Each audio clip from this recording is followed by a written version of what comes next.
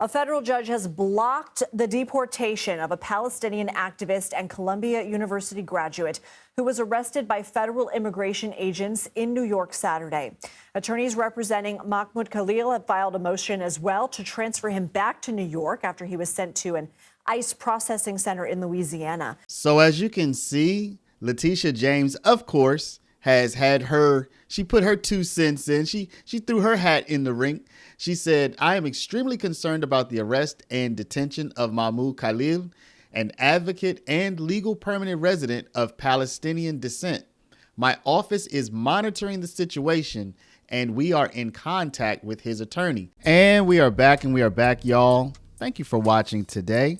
Go ahead and hit that like button, people. You know, we appreciate it. It helps us out a ton. And of course, it helps you because it helps us. Now, y'all, today what we're seeing is kind of the promises made, promises kept thing, right? You know that the Trump administration has come in and he made a lot of promises on the campaign trail.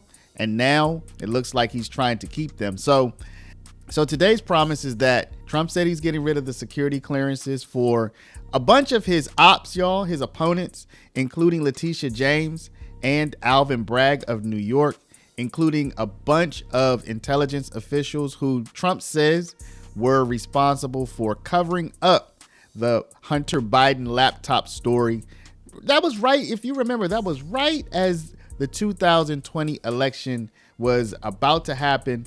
The Hunter laptop story broke, and there were intelligence officials coming out saying that was Russia disinformation, that sort of thing. So now these people have all had their security clearances revoked.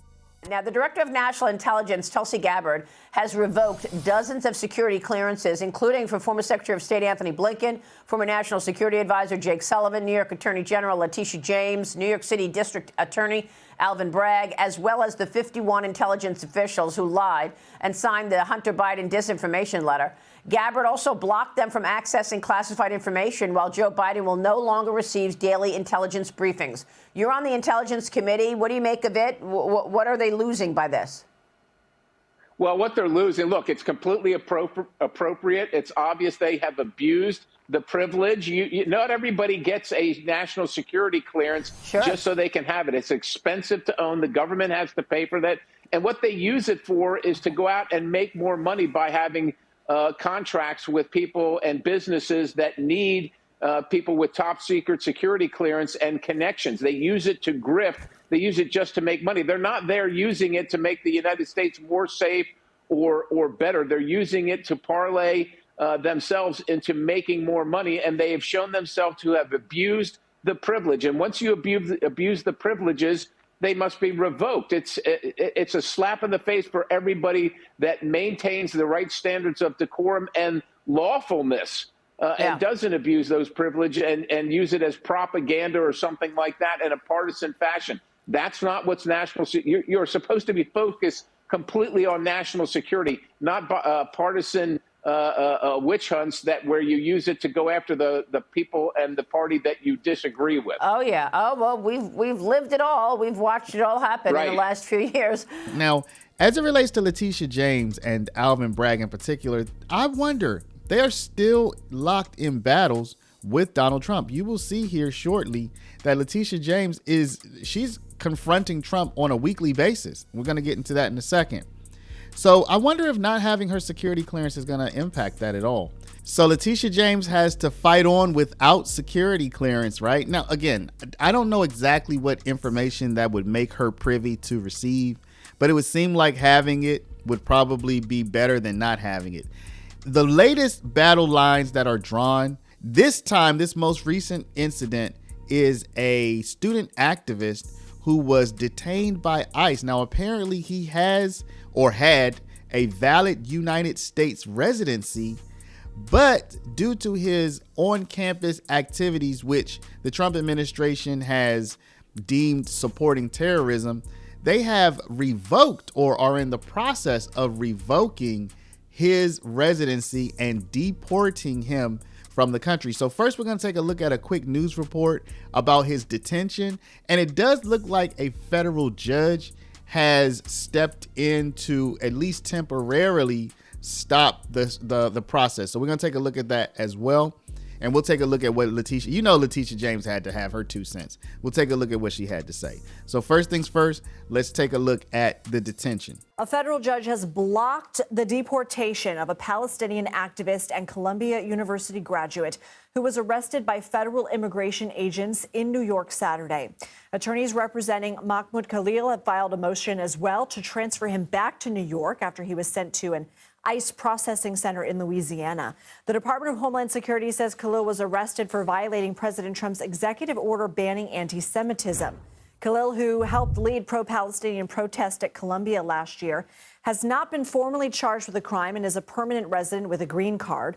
The president took to Truth Social Monday and said Khalil's arrest was the first of many to come. CBS News correspondent Lily Luciano has been following this for us. So, Lily, what do we know about what led to the judge's decision to block his deportation? So what we know is that Khalil's attorneys have, of course, filed a petition to fight that deportation. We know, according to multiple legal experts, attorneys, immigration attorneys I've talked to throughout the day today and starting yesterday, that this is extremely unprecedented. The government has not provided evidence that Khalil was in any way cooperating, working with Hamas. And I have not seen any statement that the government is alleging that he made in support of Hamas even. I've talked to multiple students, faculty members, who are all very concerned about this being a violation of freedom of speech. There is certainly, I spent the day today in Columbia, at Columbia University, there's certainly a chilling effect. Technically speaking, what I know about this order or this block on the deportation, the purpose of it is so that the court here this federal court does not lose jurisdiction. Because once somebody is deported, then it's very hard to bring them back to the United States to face a legal process. And so what the goal is to maintain that jurisdiction in this federal court where, as anybody, especially somebody with a green card, somebody who is a permanent resident of the United States, can fight a case. So as you can see, Letitia James, of course, has had she put her 2 cents in. She threw her hat in the ring. She said, I am extremely concerned about the arrest and detention of Mahmoud Khalil, an advocate and legal permanent resident of Palestinian descent. My office is monitoring the situation and we are in contact with his attorney.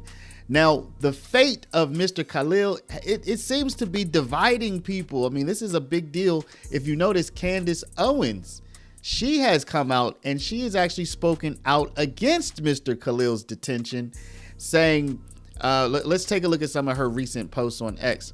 There should be a very specific statement that he uttered in support of a terrorist group or a criminal record someone can point to, which can help clarify why he was rounded up.